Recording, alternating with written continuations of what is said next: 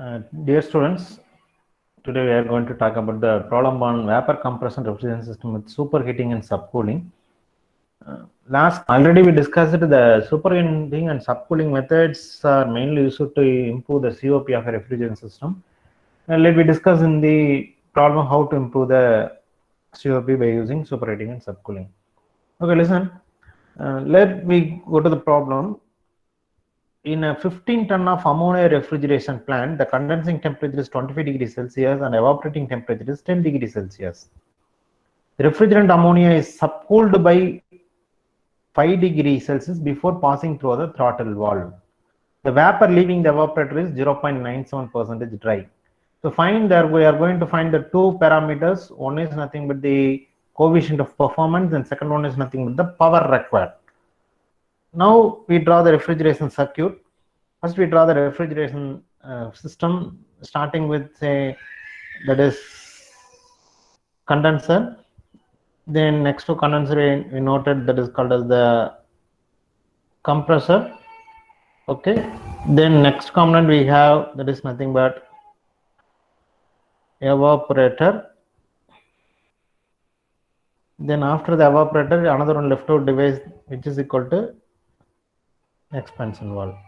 Now the cycle refrigerant flows in that particular direction. Okay. Then next we draw the two diagrams. One is nothing but pH diagram. Then another one is nothing but the TS diagram. These two diagrams helps you to know where the process started, where is the location of the salient points in the VSA system. In the pH diagram we draw the saturation curve. Then in a TS diagram we draw the saturation curve. Okay. Then you mark the point here.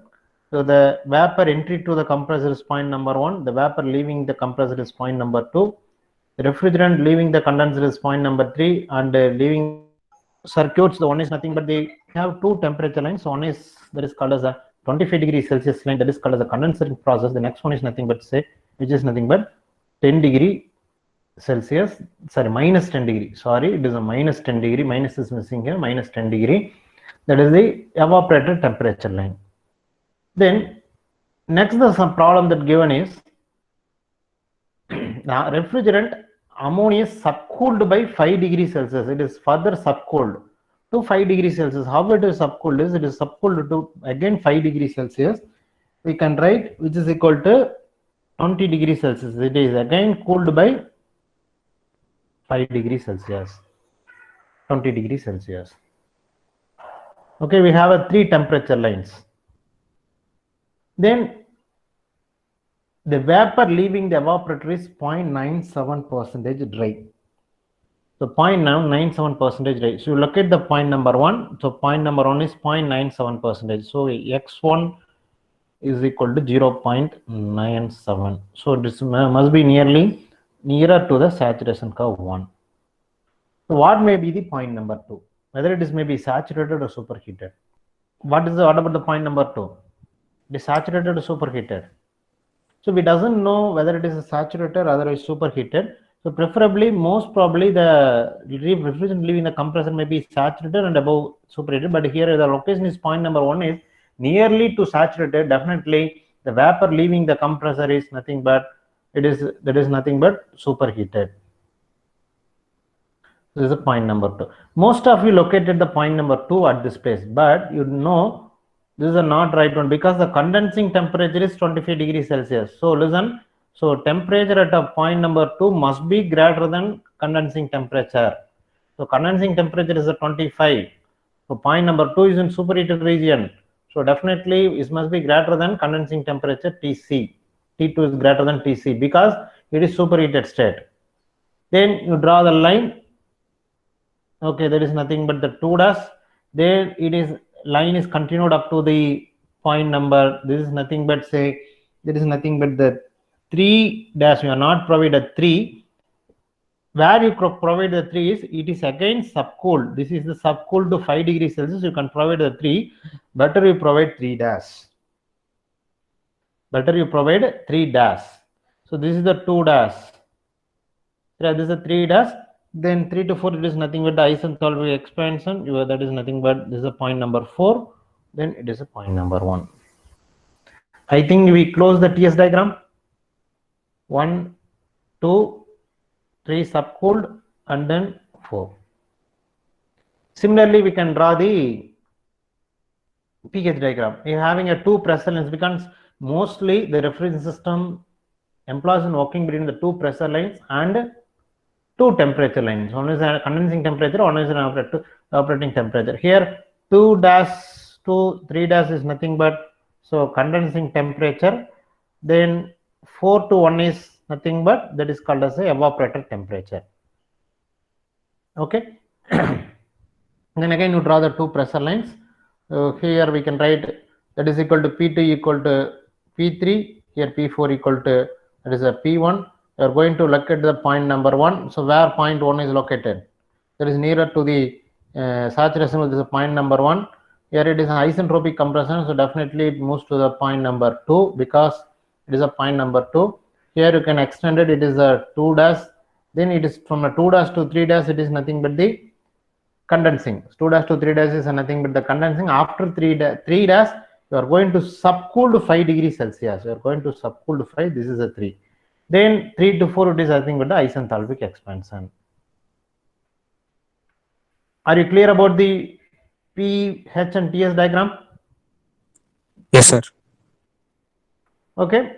Here in the circuit, here you are going to, that is the heat extracted. Here you are going to given the work input. Here it is nothing but heat rejection. Here the 15 ton of ammonia refrigeration plant. So this evaporator capacity is nothing but 15 TR. You are going to produce a 15 ton of refrigeration, 15 ton of cooling effect in evaporator. So before I already told, before you approach the problem, you must draw the pH and TS diagram for your clarification. So it must be necessary. Generally you can't do any mistake in the problems. Next we move to the solution. For the problem, the first one asked is nothing but COP. So first you move to find the COP. So COP, what is COP? COP is equal to ratio of Refrigeration effect divided by work done. So already from the pH enthalpy difference, we find that is H1 is H1 minus H4, then H2 minus H1 already you know. So here the effect can be found out by means of H1 minus H4.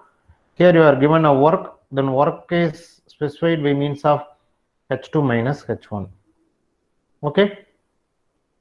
Then we write that is equal to H1 minus H4 divided by H2 minus H1. So first we located the point number 1. So H1 you are going to find. So where point number 1 is located? Sir, at a mixed condition, sir. It is at a mixed condition. That is a point number 1. It is a mixed condition. So you are going to write, okay, you are going to write then H1, so which is a mixed condition, then you write H1 is equal to H of 1 plus X1 into H of G1. Am I correct? Yes, sir. Okay.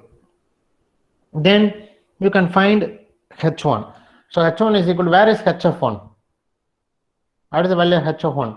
So it is a temperature. This temperature is specified by, that is a T1. Okay, well, there is T1, otherwise which is equal to T4. 25 is equal to, that is a T2 dash, otherwise which is equal to, that is a T3 dash. Am I correct? Yes, sir. Okay, then at a 10 degrees Celsius, what is the F? 135.34, then SFG which is equal to 1433.05. So write the equation. So H1 is equal to HF1, that is equal to 135.37 plus a sum already given in a sum, that is dryness fraction is 0.97 to HFG1, that is equal to here in a problem they are not given a SFG. Here it is nothing, it is given as a HG, it is given as a HF. How you write the HFG? Sir, HG minus HF, sir. HG minus, that is a HF1. HF1 minus HF1. So again you can elaborate it. So 135.37 plus 0.97 into, we can write there is a 1433.05, then HF1 is equal to 135.37. So after the substitution, you are getting the H1 is equal to nearly 1394.12 kilojoule per kilogram Kelvin. Okay, you find H1. The next we move to the value, that is H2. How you can find H2? So where is H2 located? Where is 2 located? Sir, at superheated conditions. Superheated condition. So H2 can be written as H2 dash plus Cp into T2 minus T2 dash. that is equal to, that is degree of superheat. So into that is equal to degree of superheat. Not a degree of exactly we can say superheat plus specific heat into that is called as a super heat. We can write that is nothing but degree of specific heat into degree of superheat. Okay, so we can write that is a H2 is equal to H2 dash when specific heat or refrigerant into superheat is nothing but we can from the problem we can write that is equal to T2, that is a T2 dash. Difference between T2 and T2 dash is nothing but the degree of 2, that is a T2 minus T2 dash. So here H2 is equal to, what is H2 dash? Exactly H2 dash located, 2 dash is located at which point? At 25 degrees Celsius located in the G line. So 25, what is the G line? That is equal to 1465.84. Here it is equal to 1465.84 plus what is the refrigerant specific heat that is given in the condition. Have a liquid and vapor. Here you take a liquid or vapor. Which one you take? For this degree of superheat, which one you take? Sir, vapor. Vapor. So it is equal to 2.8. Here you can write that is equal to 2.8 into, that is T2 already you doesn't know what is the T2, but T2 does you know from the problem. It's T2 does equal to how much? 25 degrees Celsius, which is equal to how much Kelvin? 298 Kelvin. Correct? So 298 Kelvin. Already we doesn't know TH2, we doesn't know T2. So therefore first we find what is T2. What is T2? Okay, then you find what is the T2 first, then you move to the H2. So T2 can be found by equating equation S1 is equal to S2, because 1 to 2 is equal to how much? That is isentropic expansion. Here we can be right, that is S1 is equal to S2. Okay, ma'am. Then S1 X1 is in which condition? Which condition S1? Sir, mixed condition. S2 is in superheated condition. So you are going to equate the formula S1, which can be written as there is a S of 1 plus X1 into S of G1 equal to S2 can be written as S2 dash plus, again you write that is Cp into that is degree of superheat. Here the entropy superheat. Entropy it can be written as, so S2 dash plus Cp into that is log of, we can be written as which is equal to log of, we can write specifically write Cp of vapor. Better we write the Cp of vapor because we consider the vapor portion. So log of in T2 divided by T2 dash. This is a formula. Okay. Here SF1 you taken from the table, that is which is from a 0.544. It is SFG. It is at a 0.2 we can SF and SG. We have F and G, you can substitute here.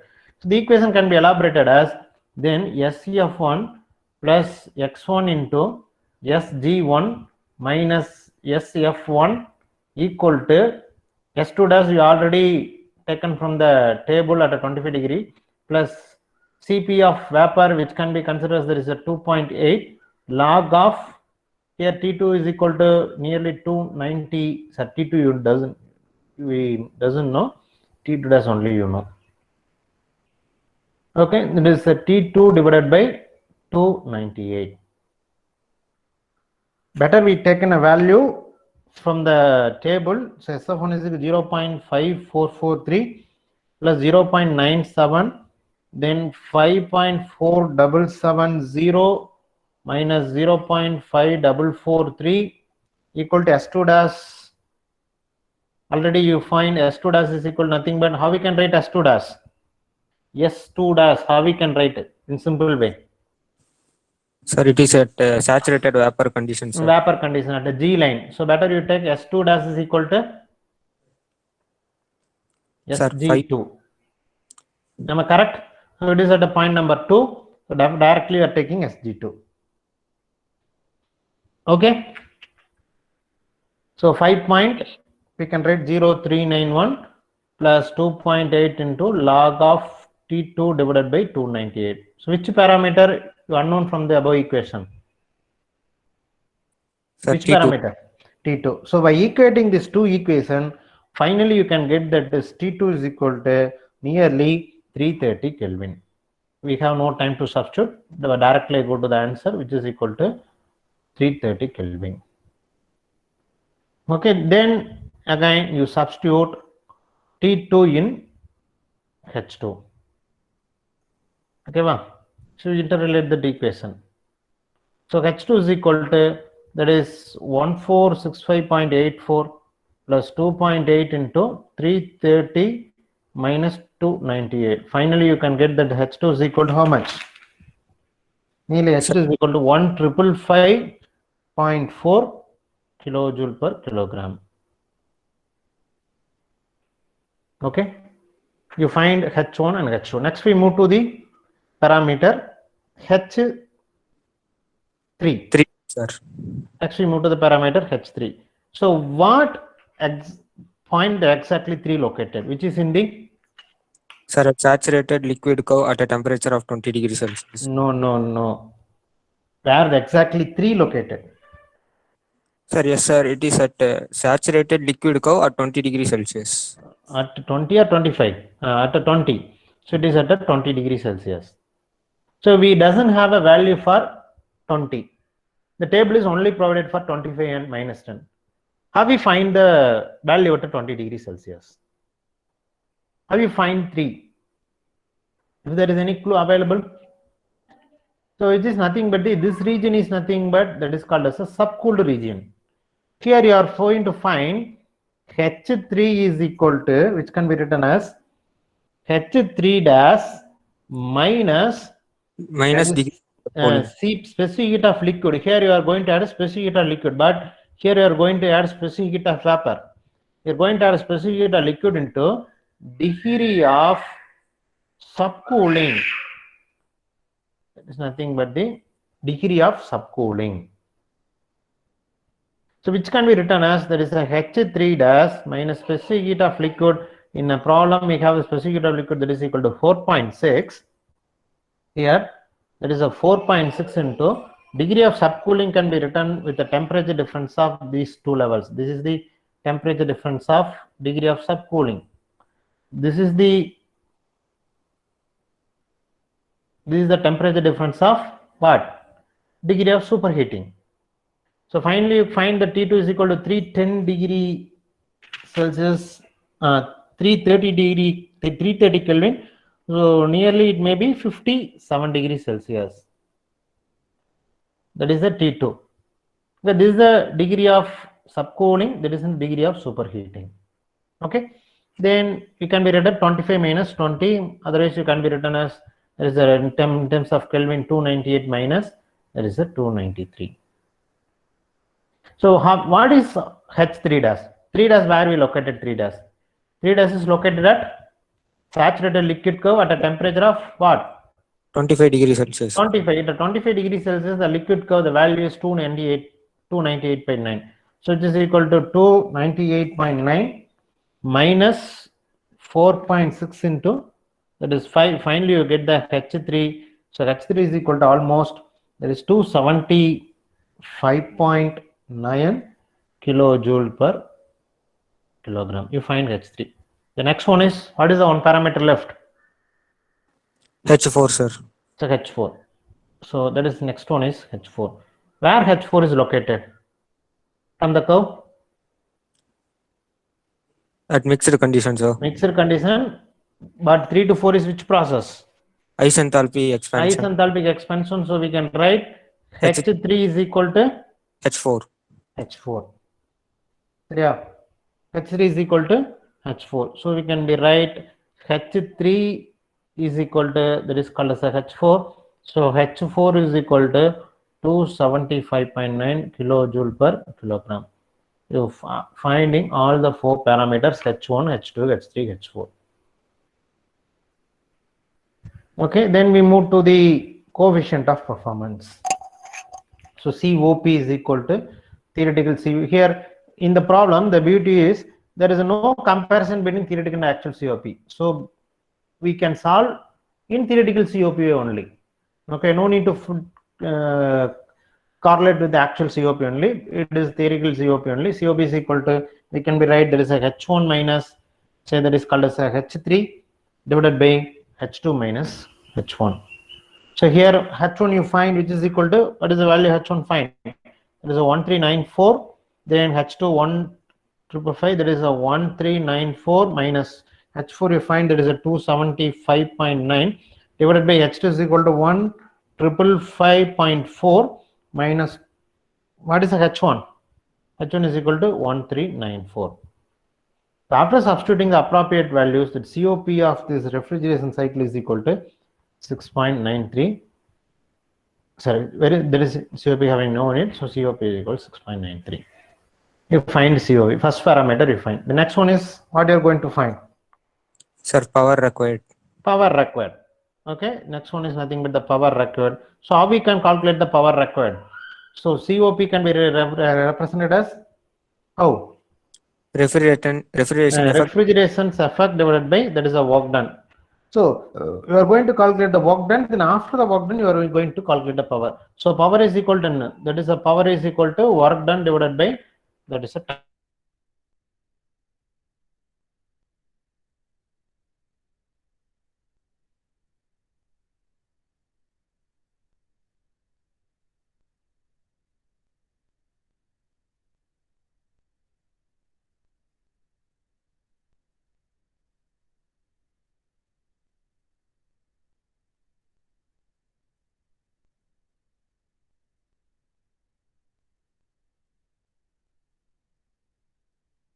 Equal to work done is equal to refrigeration effect takes place.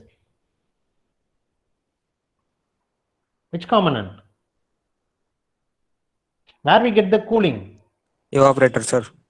Evaporator, we are getting the refrigeration effect. The refrigeration effect is given in terms of 15 TR. There is a given in problem. There is nothing but the refrigeration given as a 15 TR.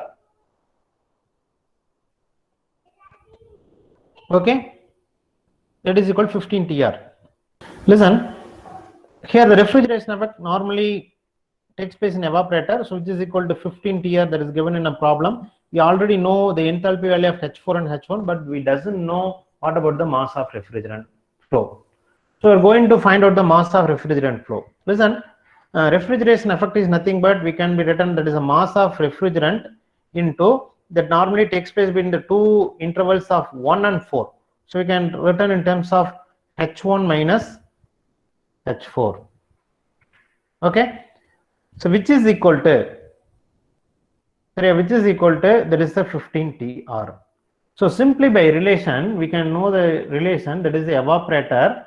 Okay, the evaporator, the normally it is a point number 4, it is a point number 1, then the heat carried by the evaporator, listen, the heat carried by the refrigerant in evaporator, that is a Q, is equal to written in terms of enthalpy. How we can write written in terms of enthalpy? Q is equal to,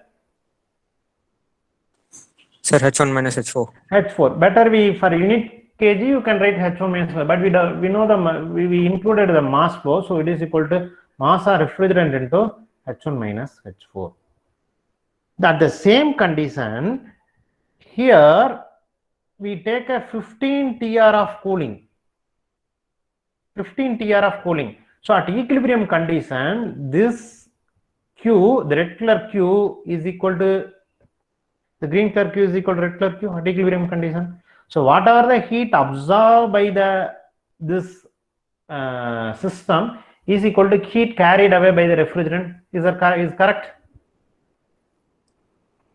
Yes, sir, but it is only for theoretical process, sir. Theoretical, but it is only for theoretical purpose. But in actual case, there may be slight differences due to the losses and all those things. But we consider in a problem only for a theoretical purpose. So both the Q are equal. So which is equal to 15 TR. So listen, then you find a mass of refrigerant. H1 you already from the problem we can find out there is a 1394.1. H4 that is 275.9 equal to 15 TR. So here you carefully substitute the value. Here mass flow rate either it may be kilogram per second or minute. It can be written as that is called as a enthalpy written as there is a kilojoule per kilogram equal to TR. Whether it is balancing? No. So we converted TR into kilojoule per minute. Better we take it is kilojoule per minute. Okay, write in terms of kilojoule per minute, kilogram per minute. Sorry, kilogram per minute.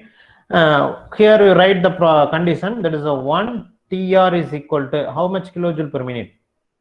210 kilojoule per minute. So here it is a TR. So 15 TR is equal to 15 into 210 kilojoule per minute. Am I correct? Yes, sir. So this equation, this is expanded to, listen, this is expanded to, so mass of refrigerant is equal to 1394.1 minus 275.9 into 15 into 210. Here it is always everything is in kilojoule per minute. How it is written as you can find a mass flow rate in kilogram per minute, enthalpy kilojoule per kilogram. Here TR is converted into 210 kilojoule per minute, so it is kilojoule per minute.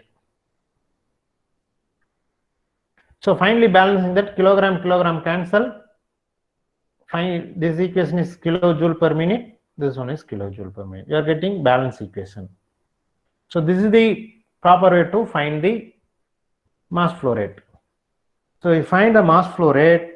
So after substitution, the mass flow rate of refrigerant after the equating this equation, mass flow rate of refrigerant that is MR, capital R or small r, MR is equal to 2.81 kilogram per minute. Are you okay? Okay, sir. Then next one, you are going to calculate the compressor power. You have the formula. So power is equal to, sorry, first you calculate the work done. So work done is equal to refrigeration effect divided by what? COP. COP. Theoretical. Refrigeration effect divided by COP. So first you are going to find the work done. This is the one formula to calculate the work done per, because here you know the refrigeration effect, you are going to calculate the work done. Otherwise, you are going to calculate the work done in another way. So where you are going to give a work? Where are you going to give a work? In refrigeration system. Sir, compressor, sir. Compressor is the only part taking work in the refrigeration system. So with compressor part we have enthalpy difference that is equal to H2 H1.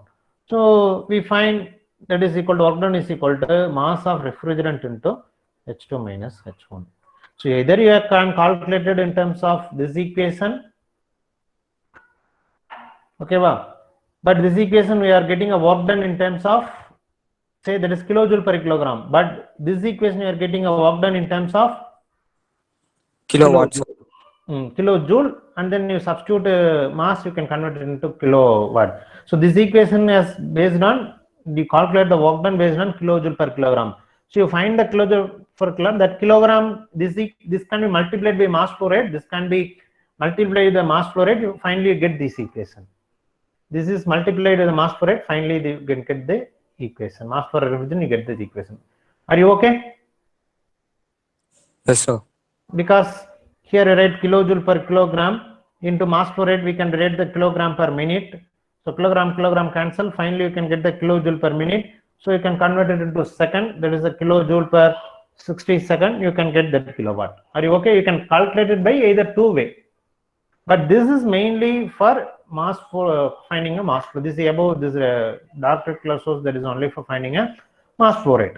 Okay, then mass flow rate you already find, that is a 2.81 into, you have a H2, that is H2 is equal to 1,555.4 minus 1,394.12.